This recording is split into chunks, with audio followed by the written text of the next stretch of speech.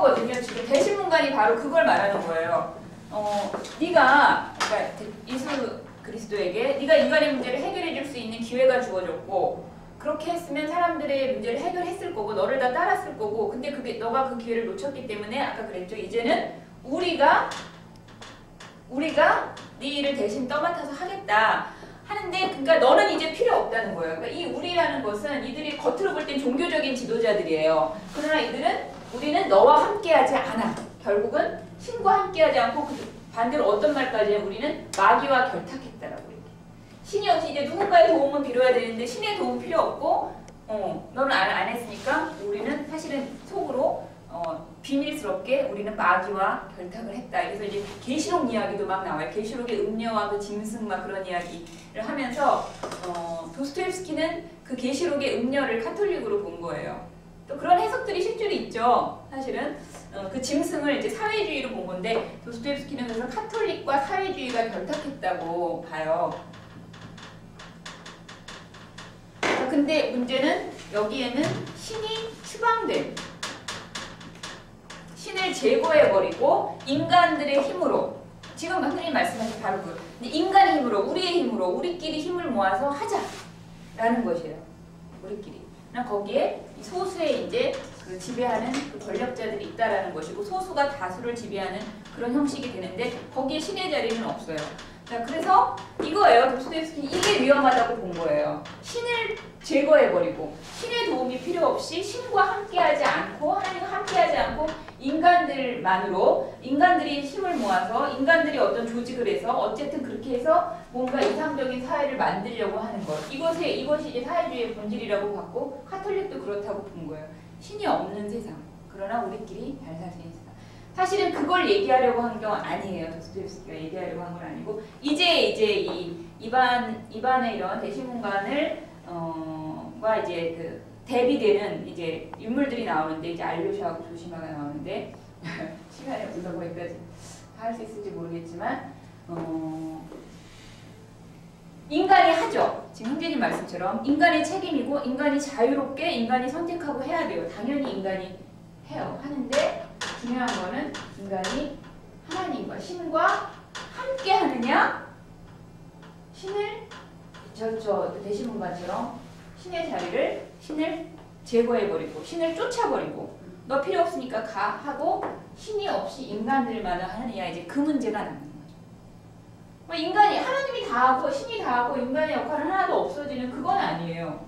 인간이 해요. 인간의 역할이 있어요. 그러나 신과 함께 한다라는 그것이 차이가 있는 것이죠.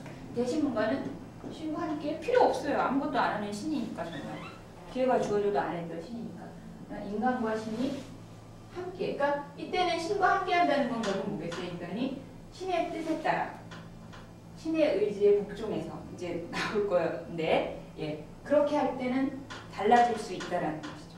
달라질 수.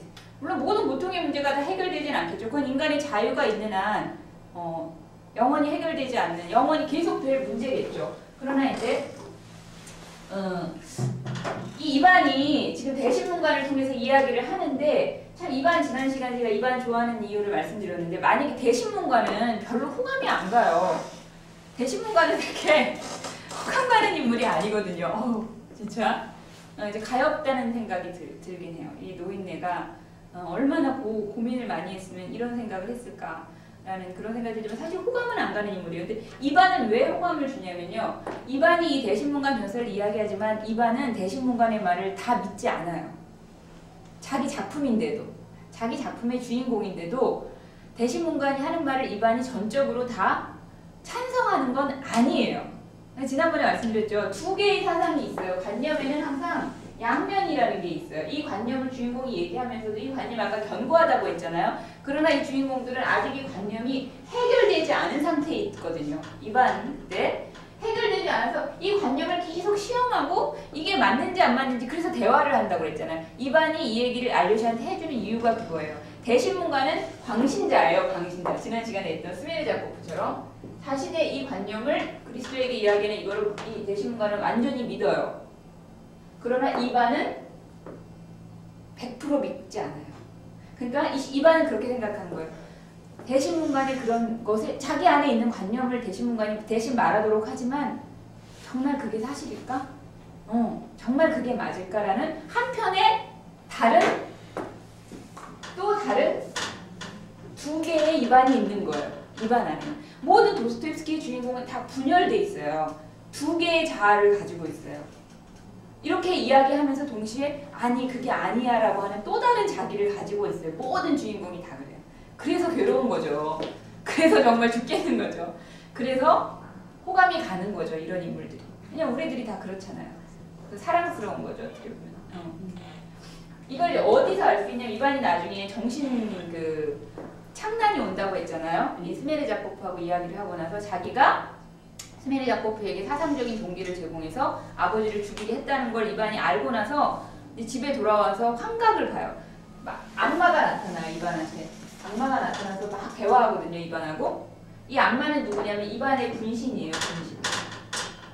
실제로 악마가 실제로 나타나는 게 도스토옙스키는 이 악마의 실존을 믿지 않았던 것 같아요. 악마가 실제로 존재한다는 걸 믿지 않았던 것 같고 이 악마라는 것은 인간 안에 있는 이거는 교리적으로 문제가 좀 될 수는 있지만 저는 다른 생각을 하지만 이 마귀가 존재한다고 믿으니까 근데 이런 더구나 이 환각을 보는 거 이런 거는 악마가 실제로 모양을 가지고 나타나고 이런 건 당연히 안 믿죠. 그건 다 정신 분열의 징후라고 도스토옙스키는 생각했고 어쨌든 이제 이 악마라는 것도 인간 안에 있는 얼터 에고라고 하는데 또 분신 그런 존재로 생각했던 것 같은데 어쨌든 이 악마가 하는 말이 다 이반이 생각하고 있는 근데 말로 못 꺼냈던 이제 이런 얘기를 악마가 하거든요. 그 중에 하나 아주 재밌는 이야기를 악마가 해주는데 이거 네가 지은 거지. 그러면서 악마가 얘기해줘요.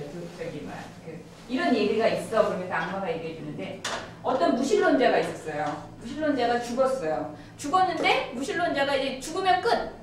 죽으면 그걸로 무라고 철저하게 믿었던 무신론자인데 딱 죽었는데 깨난 거예요. 이 사람이. 끝이 아닌 거예요. 그러니까 자기의 신념과 반대가 된다고 너무 화가 난 거예요. 무신론자가. 나는 이걸 믿지 않았는데 이거 내 믿음하고 달라. 그러면서 화가 나가지고 이 무신론자가 그 내세에 가서 길바닥에 들어누웠어요. 나는 아무 데도 안 갈 거야. 그렇게 딱 들어누웠어요. 그래가지고 거기서 몇 천 년이 흐른 거예요. 그러다가 이제 지루해가지고 어디 가볼까 그러고 일어나서 걸어가는 거예요. 어딘가로 1000km 어마어마한 하여튼 거리인데 그걸 걸어갔다고 그래요. 걸어가서 이 사람이 도달한 것이 천국이에요. 낙원, 천국. 무신론자가. 무신론자 어떻게 천국 갈 수 있느냐 이런 문제가 중요한 게 아니라 중요한 거는 무신론자가 천국에 가서 천국의 문을 열고 들어간 순간 들어가는 순간 그렇게 표현해요. 2초도 되지 않아서 호산나를 불렀다. 호산나가 터져 나온 거예요. 이 무신론자의 입에서. 저는 이게 너무너무 이 이야기 너무 좋아해요. 네. 짧아요. 아주 짤막한 그 이야기인데 저는 정말 이 도스토옙스키 천재야 이런 생각을 하게 돼요. 이거 뭘 얘기해 주는 거예요? 이건 이반이 생각하고 있는 그러나 누구한테도 이 말을 이반은 안 해요. 자기 안에 깊이 감추고 있는 비밀이거든요. 악마가 와서 이런 얘기를 해주는 거예요. 내가 생각했던 건데 이반이 막 이렇게 내가 지어낸 거잖아 막 이러면서 얘기하는데 철저한 무신론자가 2초도 지나지 않아서 뭘 봤길래 그 천국에 들어가서 2초 안에 뭘 볼 수 있겠어요? 그러나 2초도 지나지 않아서 그의 마음에서 그의 속에서 호산나가 터져 나왔다는 것은 뭘 반영하는 거냐면 이반 안에 이런 또 다른 자아가 있다는 거죠. 이반이 아까 그랬잖아요. 나는 영원한 조화 같은 거 싫어. 나는 내세가 있어도 난 싫어. 그거 가고 싶지 않아. 그래서 나는 입장권 돌려보낼 거야. 이렇게 말했던 이반인데 이반 안에는 또 다른 어떤 자아가 숨어 있냐면 내가 만약에 천국에 가게 된다면 내가 만약에 가서 천국을 보게 된다면 어쩌면 나도 2초 안에 호산나를 외칠지 몰라. 신의 세계를 인정할지도 몰라. 찬미를 할지도 몰라라는 그럴 수 있다는 가능성을 이반이 이야기하고 있습니다. 저는 진짜 이럴 거라고 생각해요. 천국에 갈 수 있다면 불신자들이 못 가죠. 거기 못 들어가요. 그러나 만약에 갈 수 있다면 그러지 않았을까? 그럴 거라고 충분히. 너무 멋있죠? 이야기가. 예, 너무 재밌어요, 진짜. 이반 안에 있는 분열대사. 그러니까 이반은 결론적으로 해결을 못 본 사람이에요. 그리고 소설 끝까지 이반이 소설 해결을 못 보고요. 도스토옙스키가 이 소설을 완성했다면 이반을 어떻게 그렸을까가 저는 정말 제일 궁금한 사람이 이반이에요. 드미트리도 궁금하고 알료샤도 궁금하지만 이반이 가장 궁금해요. 이반이 과연 이 문제의 해결을 볼까? 이반이 하나님에게 돌아올까? 네. 아니면 끝까지 그렇게 그 분열된 상태의 반항을 계속할까? 이게 너무 궁금하더라고요. 어제 그 조시 묵도알 그분 그러시더라고요. 그분이 그렇게 기독교를 반대하려고 그 이반 같은 분이었더라고요. 그분이 기독교를 반대하기 위해서 막 자료를 수집하고 공부를 하셨대요. 이반이 그런 사람이거든요. 막 자료 수집하고 이런 사람인데 그렇게 하다가 이분이 깨진 거예요. 그렇게 하다가 예수님을 만난 거예요. 그러니까 이런 말을 했어요. 도스토옙스키가 무관심한 사람들이 있죠.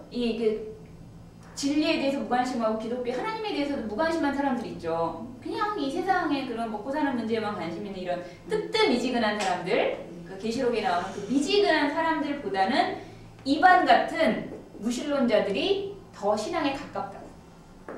그렇게 이야기, 도스토옙스키. 네. 사실이 그런 것 같아요. 네. 그 미지근한 사람들은 그 미지근한 상태를 그냥 유지해, 그냥 편안하니까. 그러나 이런 사람들은 차가운 사람들이죠. 아주 차가운 사람들은 사실은 뜨거운 사람들로 바뀔 수 있는 가능성을 더 많이 가지고 있는 사람들이고, 사실은 그들 안에 있는 그 고뇌라는 거, 그런 질문이라는 거는 사실은 저는 그렇게 생각해요. 이게 신을 구하는 마음이라고, 진리를 구하는 마음이라고. 그래서 이런 사람들이 더 신앙에 가깝다고 했어요. 도스토옙스키 자신이 자기의 신앙에 대해서 뭐라고 얘기했냐면, 나는 어린애처럼 믿지 않는다. 내 호산나는, 이 아까 말한 거 호산나라는 게 도스토옙스키가 결국 외친 호산나죠. 나의 호산나는 의심의 용광로를 통과했다. 이런 고백을 했거든요. 도스토옙스키가. 의심의 용광로. 용광로라는 건 이글이글거리는 뜨거움. 그렇죠? 얼마나 뜨거웠으면 의심의 용광로를 통과해서 결국은 도스토옙스키는 호산나를 불렀다는 거죠. 그러니까 어린애처럼 믿지 않는다는 거는 그냥 맹목적으로 아무 생각 없이 그냥 믿으려니까 믿고 그렇게 믿지 않았다는 거죠. 그 믿을 수가 없죠. 도스토옙스키 안에 얼마나 많은 질문과 그런 것들이 있는데.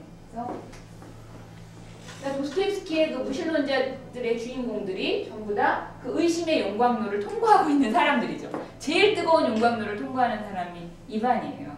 네, 이반이 정말 이거를 통과해서 나오면 어떨까 막 이런 생각을 이제 하게 하죠. 네. 도스토옙스키는 믿음은 결국 의심을 통과해서 온다고 생각합니다. 이게 의심의 긍정적인 기능이겠죠. 의심만 하면 의심만 끝까지 하다가 그냥 말면 참 허무하겠지만 의심이라는 것을 통과해서, 그 도스토옙스키가 참 좋은 게, 무신자들에게 참 좋은 게 그렇게 의심하는 사람들 있죠. 의심이 너무 많아서 그 의심 때문에 믿지 못하는 사람들 있죠. 그 의심을 하라고. 그 의심을 해도 괜찮다고. 그러나 그 의심에서 네 입장을 대신문관처럼 자기 견해를 딱 고정시키고 있지 말라는 거죠. 그 의심을 하면서 그 안에서 고통하면서 투쟁하면서 질문하면서 가서 이반처럼 이 가능성을 열어두라는 거죠. 또 하나의 가능성. 그 내 생각이 틀렸을 수 있다라는. 그러면 믿음에 이를 수 있다는 거죠. 진리에 이를 수 있다는 거죠. 그러나 조급하게 미리 내 생각이 맞아라고 거기에 결정을 딱 내려버리고 거기에 그것에 안주한다면 믿음에 이르기 어렵겠죠. 도스토옙스키 그런 사람이에요. 그래서 의심하는 사람들에게 아주 좋은 작가가 도스토옙스키예요. 오늘 사실은 이게 1시간 더 해야 되는 분량이네요. 보니까 알료샤하고 조시마 얘기를 해야 정말 도스토옙스키가 전달하고 싶었던 궁극적인 그 긍정적인 메시지가, 그쵸? 지금까지 본 주인공들은 사실 다 부정적인, 그쵸? 그 반대의 편에 서 있는 그런 주인공인데, 이제 비로소 긍정적인 주인공이 이제 이 소설에서 그려지는데, 알료샤와 조시마, 이게 뭐 신앙 관계상을 그거는 못하겠고, 기회가 있으면 다음에 정말 한 번에 될 분량이 아니에요. 까르마주 형제들은 3시간 해야 되겠구나. 그걸 제가 느꼈어요. 3시간 하면 이렇게 균형 잡히가 지난번에 했던 비밀들이 이반 알료샤를 할 수 있을 텐데, 어쨌든